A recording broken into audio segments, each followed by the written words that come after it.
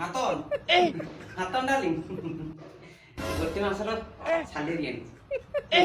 ତମେ ଟଙ୍କାଟା ରଖ ନିଅ ଡାର୍ଲିଂ ନିଅ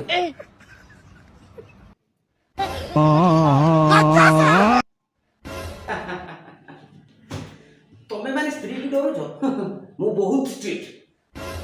ମୁଁ ସ୍ତ୍ରୀ ନେଇ କାହାକୁ ଡରେ କିଏ କଣ ଭାବୁଛ ଏଟାର ଟଙ୍କାଟେ ଖର୍ଚ୍ଚ ହେଇନି ତ ହଉ ହଉ ଠିକ ଅଛି ଯୋଉ ତମର ଯୋଉ କାମ ପେଣ୍ଟିଂ ଅଛି ଯୋଉ କର